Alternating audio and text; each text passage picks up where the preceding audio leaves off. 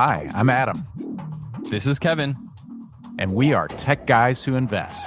This is the place for business people and investors to learn all about investing.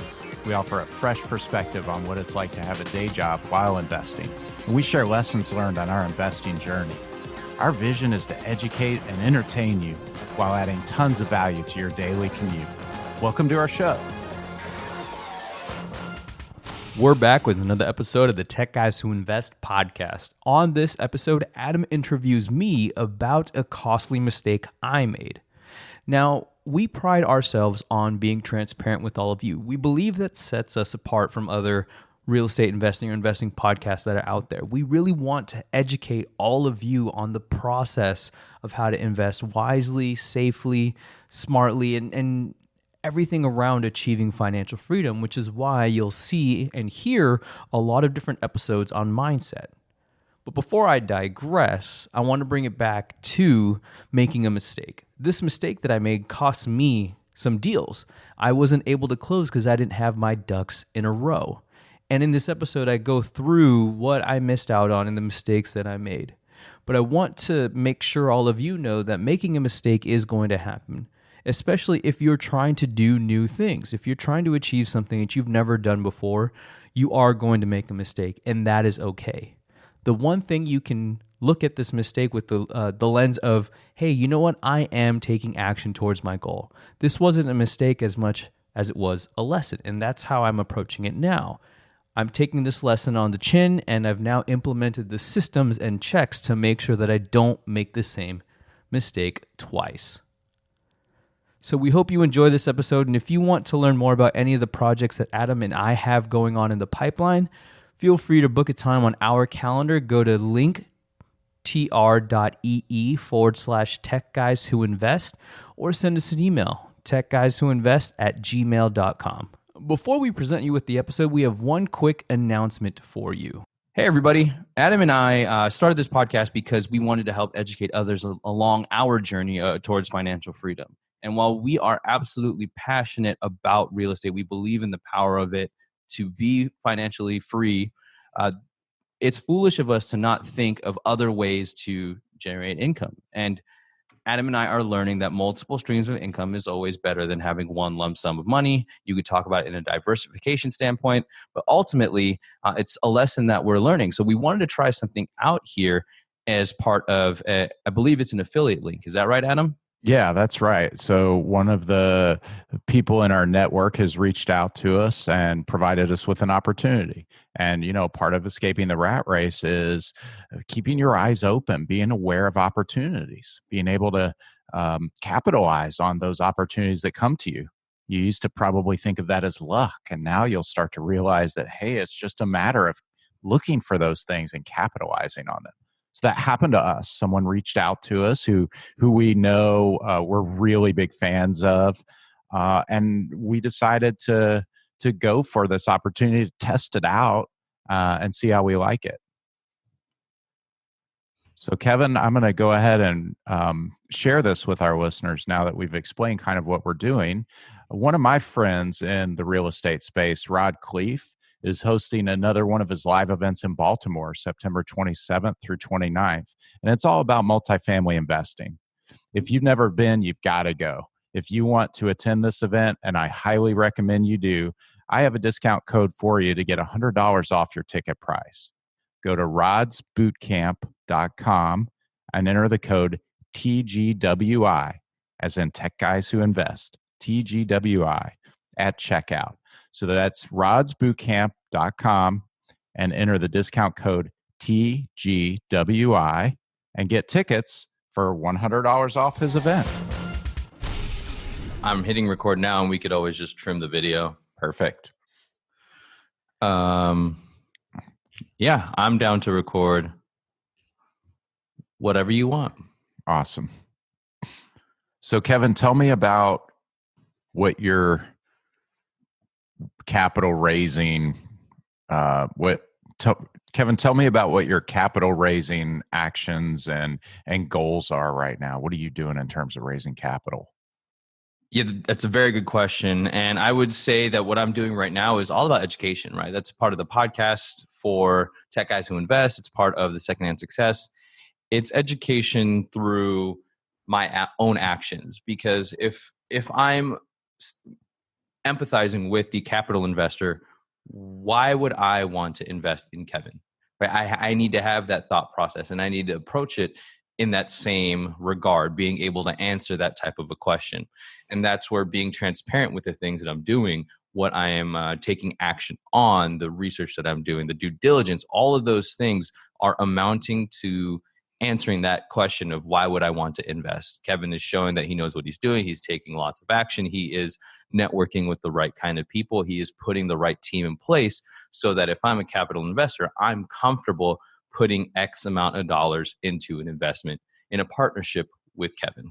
Does that make Yeah, sense? I think that's awesome. Yeah, and you and I are in the same situation. We're both raising capital.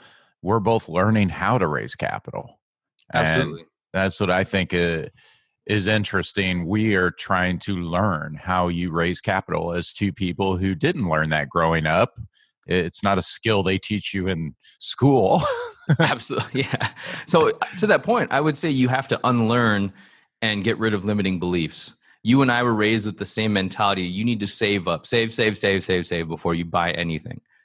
But if you were to do the math, it's just even a conservative rate or an aggressive savings rate, it would take you years, maybe even your entire lifetime of working to be able to afford some of the things that we're trying to achieve.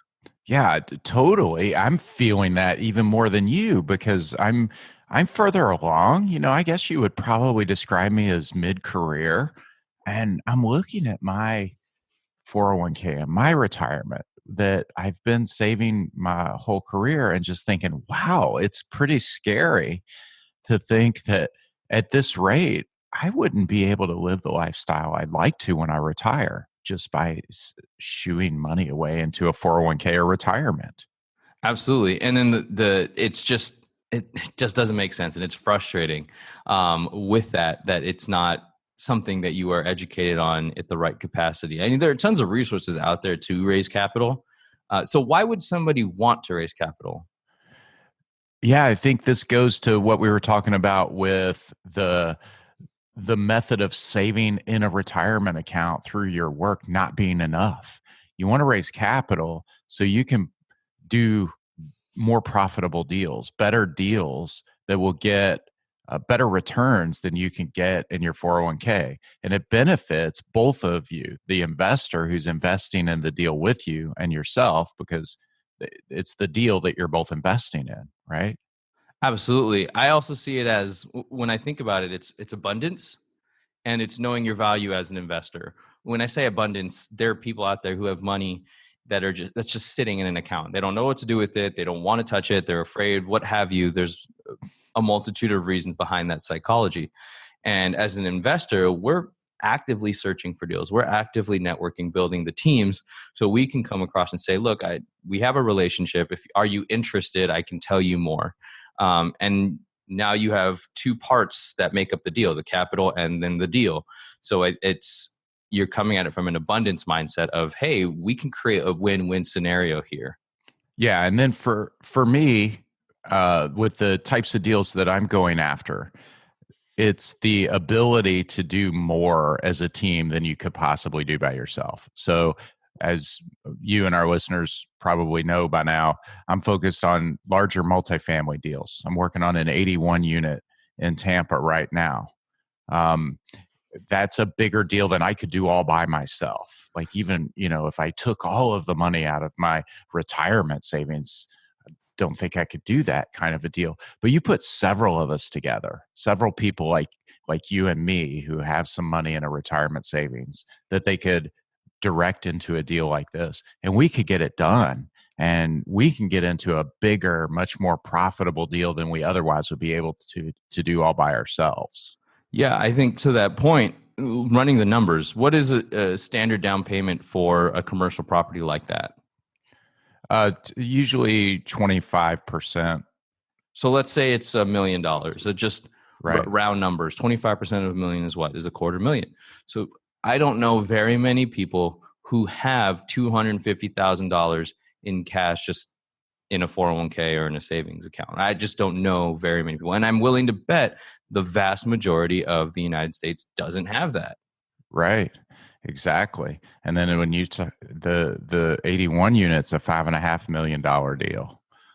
So you look at that and run those numbers. It's fewer Even people who do crazier. it, right? So But yeah, yeah. and you bring teamwork makes the dream work, right? So we're bringing more and more people together, and everybody's happy because you're creating a deal, you're structuring a deal that makes sense for all the investors. Yeah, one thing I like about raising capital from people like us who have a professional career, and they're really, a lot of them are just too busy or don't have the interest in doing all the hard work it requires for active investing, but they really need to do better than they're doing in their retirement account or their 401k. And they may not even think about that a lot. It's just out of sight, out of mind. They just squirrel away the money from each paycheck, and every now and then they may think, wow, I hope it's going to be enough, but don't even really spend a whole lot of time thinking about it. This is the types of things that you and I are trying to do, is educate people and help them understand that it is important to be thinking about that stuff, to be taking care of yourself, to ensure you have enough when you retire. And what I love about what we're doing is we're helping people make sure that they have what they need when they retire. Absolutely. I think we're trying to help people set them up to take care of themselves, their family, build that legacy. And stepping into the shoes of a capital investor, why would you, or like in a deal, what would make it so that you would want to invest in a deal? Well, I think it's it's a good question, and a lot of it depends on where you are. A lot of the people that you and I both are trying to educate are at square one. They don't even understand what some of these real estate deals look like. So that's pretty scary. And I think they need to be able to understand it really well first and feel very comfortable that they understand how the investment works and what they're getting into. Now, for me, someone who's a little more financially educated, and by no means do I consider myself an expert, but I do consider myself a lifelong student and learner. With where I am right now, I'm pretty comfortable with a lot of deals that would be presented to me. I'm certainly getting very comfortable with the multifamily space. Um, and it's about numbers. I mean, for me, it's about, hey, what do the returns look like on the deal? What I'm looking at things now, kind of like, um, in what form are the returns? Right. Or how much of it is cash flow, how much of it is equity, appreciation over the life of the deal, and when will that get returned to me? So those types of things are more important to me now than I didn't even know to look for that stuff not long ago. Yeah, how you're going to get paid, I think, is a big thing, right? Right. How am I going to, am I getting paid quarterly, annually, weekly? All of those things are questions you need to ask. How is it going to come in terms of, is it like a cash flow? Is it a equity? What are those things? Dividends? I think those are things to take into consideration. And in my experience, the more transparent I am with an opportunity, the better it lends itself. And I say that for two reasons. The first is it provides me with credibility and trustworthiness. I don't know if that's a word, but anyways, you're able to trust me more because I'm being upfront and transparent. The second piece is qualification. If we can't create a deal where that person isn't happy on how they're going to get paid, then it's not necessarily worth the headache of trying to smash a square peg into a round hole, right? Like Right. if it's just not matching up, that's okay too. And it's important that you walk away if it's not working than trying to force an opportunity to happen. Well, I think that's goal alignment. And I totally agree with you. And that might be an example of where someone might like to invest with you versus me. I mean, they may decide after talking to us that they would trust us both, and feel comfortable that we know what we're doing with our respective deals. But with a particular deal I may present, they may need to be willing to leave their money in for 5 to 7 years, and they'll get pieces of it returned to them over the course of the deal, but not get the full amount plus the investment back for that period of time. Well, that may be okay for some investors, but for others, they may want it to be a little more liquid than that. So that's where they may prefer to invest with you, and your investments will do different things for them. So I think that goal alignment's really important. And that's why it's important when they're talking to people like you and me to really understand what it's going to look like for them as an investor.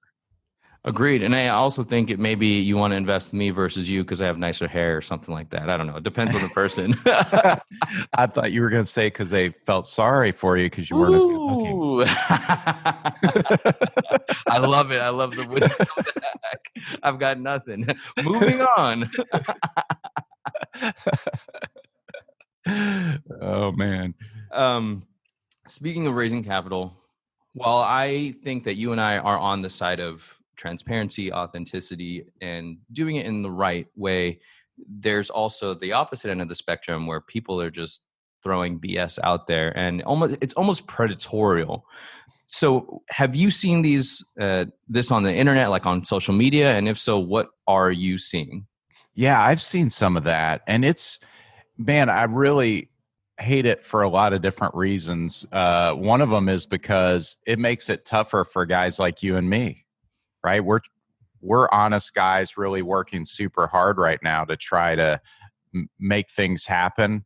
And for people who are unfamiliar with investing, a lot of people that we talk to, we're opening their eyes to a whole new world that they didn't even know existed. And it feels a little scary. It's like, why don't more people know about this? Right. Why does Adam understand this and he seems to know this, but I haven't heard of this before, right? And then you see those things in the news, like these even well-known investors who lots of people trusted and have lots more money than you and I are talking about, getting brought up on corruption charges and fraud. It just makes it even more difficult for us, you know? Yeah, I definitely agree with you because it taints it. And usually it only takes one bad experience for somebody to discount the entire thing. And I totally understand. I'm not saying that you shouldn't. If you lose a chunk of change because you got scammed out of something, I mean, you're going to be defensive naturally. So that it sucks that exists. So from what I've seen people who would promise returns. I remember following somebody on Instagram, and literally the first thing they said to me is, "Thanks for following. If you invest this, I can promise you this return." Wow. That is highly illegal. Like, what are you Major doing? red flag. Exactly. That person should hope and pray that they don't get thrown in jail soon for doing stuff like that. And I also think if you're interested in providing capital for the deal, be curious. Ask a ton of questions.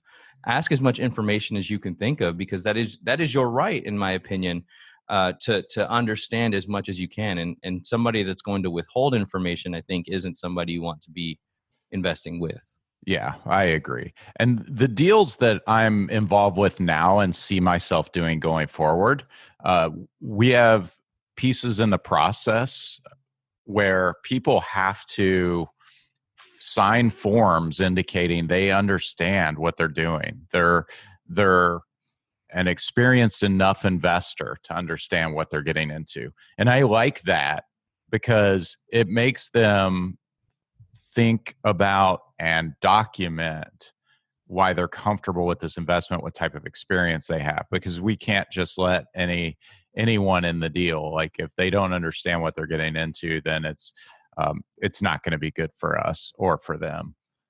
Yeah, I agree with you 100%. So with raising capital, what are ways, if somebody's interested in raising capital, how can they go about doing that? Yeah, that's a great question. The things that you and I are doing right now are, as you said earlier, things you do to make this happen. It's the reason you and I are doing this podcast. I mean, we love to educate people, and that's a big part of our mission, but we're also informing people, educating people, and attracting people to us to potentially provide them opportunities to invest. Um, Running a local meetup. You and I run a local cash flow game in Tampa. Same thing, right? We are meeting new people. We are educating them, making them aware of opportunities. And one day those people may decide to invest with us. I guess a couple of the themes are networking, building relationships, and educating. What, am I missing anything there? No, I think educating is the biggest thing, and getting that's where marketing comes in. Also, getting yourself out there, letting people know this is what you're doing. Not necessarily asking publicly, "Hey, I need some money," because you can't do that. Like, let's Right. just make that clear. You can't say, "I need some money for X, Y, and Z." You can offer things for sale, but that's just arbitrage, right? Like, I could sell some of the notes I have on social media. That's perfectly fine. But if you're saying, "Hey, I need some money for X, Y, and Z," my understanding is you can't do it. Educating people is huge because it builds that credibility, it builds that trust, it makes it seem like you know exactly what you're doing. That's not to say you don't know what you're doing, but by educating yourself, you are learning continuously so that you can then educate others. So I think that is a big thing as well. Yeah. And then for both of us, we need to have a relationship established before we would allow someone to invest with us. It can't be, hey, I met you one time at a meetup, or you listened to my podcast and now I'm going to let you invest with me. It's just not going to happen that way. Right. We have to build a relationship. We have to get to know the people. We want to make sure that we know them as well as they know us, that we trust them and they have good intentions and motives, and that they see we do as well. So that's very important. Yeah, I think understanding the motives, building the relationship, those are key things.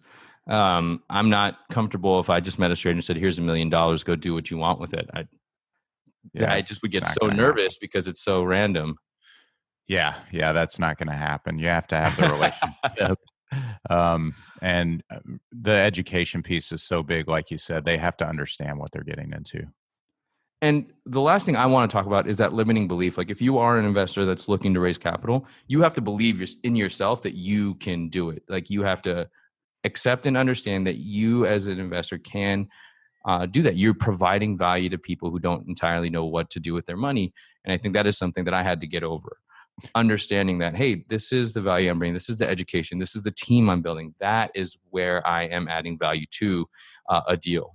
Yeah. Oh, you just made me think of something that was one of my barriers early on before I raised my first bit of capital.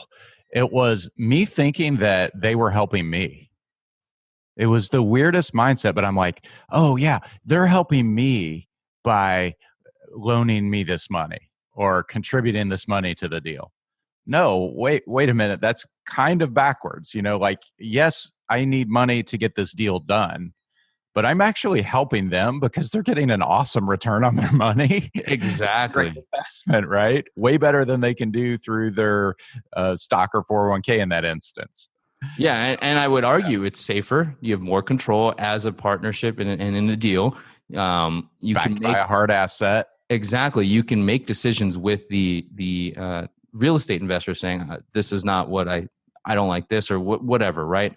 Yeah. Um, Another thing that's interesting. The last thing I wanted to mention, that as of 2018, I read there's 8.8 trillion, not billion, trillion with a T, US dollars in IRA accounts. Whoa. That is an absurd amount of money.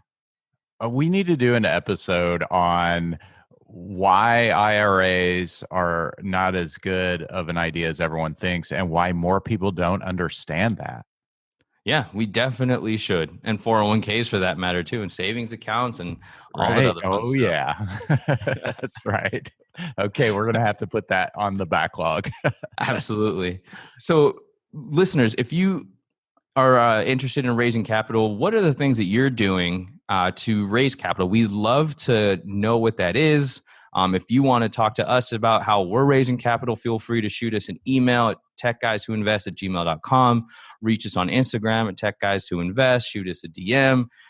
Book a time on our calendar, tgwipodcast.com/contact. We'd love to just chat with you if you're interested in raising capital or if you're interested in investing as well. Let's have a chat, whether it's notes or multifamily, or you're just trying to figure out where you want to go. We want to help you invest wisely as well as safely. And if you happen to be in Tampa, we'd really love to hear from you and maybe see you at one of our cash flow game events. Panera on West Shore and Kennedy on Thursdays every 3 weeks. That's it for this episode of Tech Guys Who Invest. This is Adam. And this is Kevin. Thank you so much for listening to us. Don't forget to join our Facebook page where we're building a community of investors so that we can share ideas, tips, and other ways to help us get out of the rat race. If you found value in this podcast, it would mean the world to us if you could share it with your network. Lastly, we love feedback. It's how we get better. So if you wouldn't mind spending 30 seconds and leaving us an honest review on iTunes or Stitcher or whatever platform you're using, that would be super sweet. If you want to get on Adam or Kevin's calendar, go to tgwipodcast.com/contact. We want to help you invest safely, wisely, and ultimately get you out of the rat race. Thanks again.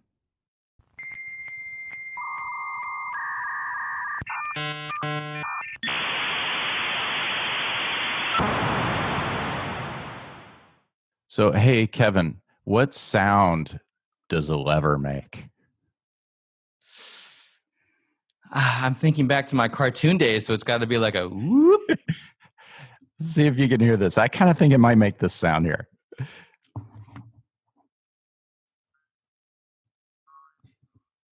It's hard to hear. Faint. Didn't hear it? No. What is the noise? Darn it, man. That would have been so funny. It's like the stupid spring going.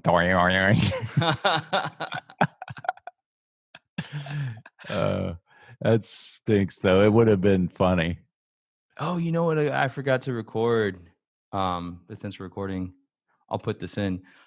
So shout out to our listeners, but I wanted to know if you've gotten all the way through the episodes, at least the most recent ones, if you're noticing the little Easter eggs, if you will, at the end, our outtakes. We love to have fun, Adam and I, so we want to just provide you with some sort of energy as you're listening to this on your commute so that you can that was a good one, and just have a good time with us as we have a good time recording this podcast. So if you hear the dial tone or the dial up, which is kind of a throwback, which I think most of our listeners would know what that is, after that, you should hear something fun. Yeah, we hope you get a little bit of a kick out of that like we did.